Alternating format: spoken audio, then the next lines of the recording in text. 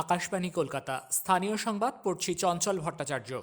রাজ্য সরকারের ও স্থানীয় প্রশাসনের যেসব কর্মী কোভিড অতিমারি সহ আপৎকালীন পরিষেবায় যুক্ত রয়েছেন, দুর্গাপুজোর সময় 17ই অক্টোবর থেকে 1 নভেম্বর পর্যন্ত তারা জরুরি প্রয়োজন ছাড়া ছুটি নিতে পারবেন না।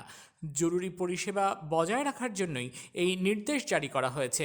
এই সময়ে যারা কাজ করবেন, পরবর্তীতে তাদের সমপরিমাণ সময়ের ছুটির ব্যবস্থা করা হবে।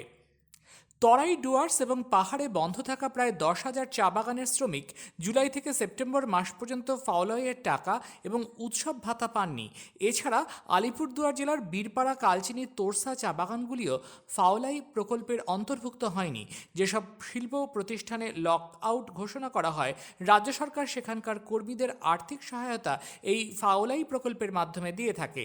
বন্ধ চা বাগানের শ্রমিকরা ফাওলাই এবং উৎসব ভাতা কিছুই না পাওয়ায় দুর্দশার মধ্যে রয়েছেন। চা বাগানের শ্রমিক সংগঠনগুলির নেতারা দাবি জানান, কেন্দ্র এবং রাজ্য সরকারের উচিত এই সব শ্রমিকদের সমস্যা দূর করতে উপযুক্ত ব্যবস্থা নেওয়া। আজ কোচবিহার জেলা শাসকের দপ্তরে মেলা হকার্স ওয়েলফেয়ার অ্যাসোসিয়েশনের পক্ষ থেকে দুর্গাপুজোর সময় রাজ্য জুড়ে মেলা চালুর দাবিতে বিক্ষোভ দেখানো হয়। সংগঠনের পক্ষ থেকে 7 দফা দাবি নিয়ে একটি স্মারকলিপিও জেলা শাসককে দেওয়া হয়েছে। সংগঠনের সদস্যরা জানিয়েছেন, বর্তমান পরিস্থিতিতে মেলা বন্ধ থাকায় চরম আর্থিক অনটনে তারা পড়েছেন।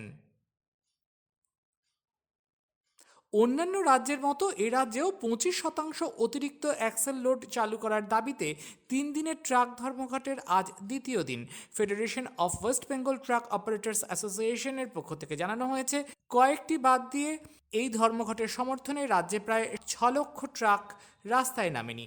রাজ্য পরিবহন দফতরের এক শীর্ষ আধিকারিক অবশ্য জানান, এই ধর্মঘটের জেরে নিত্য প্রয়োজনীয় পণ্য পরিবহন এখনও পর্যন্ত ব্যাহত হয়নি। দেশে আরও 10,73,014 জনের কোভিড পরীক্ষা করা হয়েছে।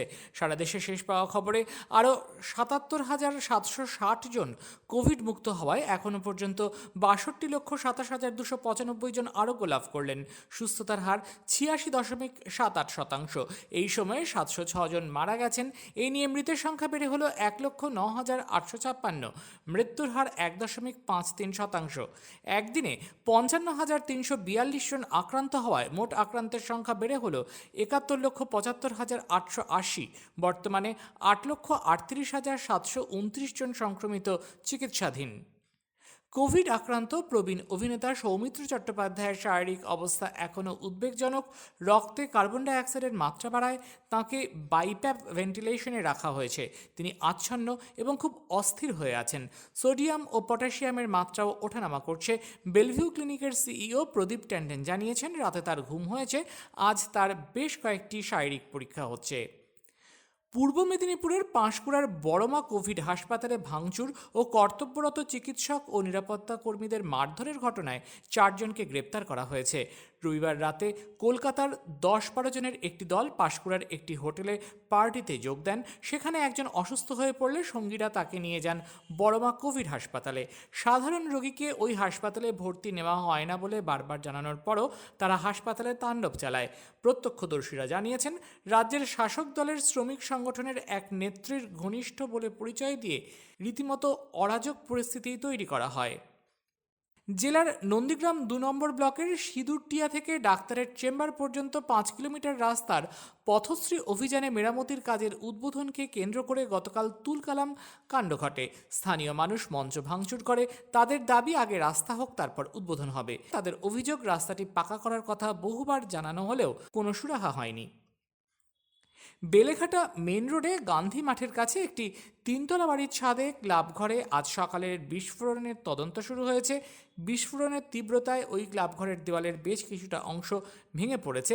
অ্যাসবেস্টরের ছাদ ভেঙে অনেক দূরে গিয়ে পড়েছে, তবে কেউ আহত হয়নি। ক্লাবঘরে বোমা মজুদ ছিল কিনা তা খতিয়ে দেখা হচ্ছে। পশ্চিম বর্ধমানের কাকসার কসবায় জলে ডুবে মৃত প্রকাশ পণ্ডিতের দেহ আজ পাওয়া গেছে বাড়ি কাকসার পানাগড় এলাকায়। গতকাল বিকেলে 6 যুবক বাইক নিয়ে বুদবুদ থানার রণডিহা ড্যামের ধারে ঘুরতে আসে। ড্যামের পাশে ঘোরাঘুরির সময় প্রকাশ হঠাৎ পা পিছলে জলে পড়ে যায়। করোনা সংক্রমণ প্রতিরোধে সঠিক পদ্ধতিতে মাস্ক পরুন, 2 গজ দূরে থাকুন, নিরাপদ দূরত্ব বজায় রাখুন, হাত ও মুখ পরিষ্কার পরিচ্ছন্ন রাখুন। স্থানীয় সংবাদ শেষ হলো। এরপর বিশেষ খবর শুনবেন বিকেল 3টের সময়।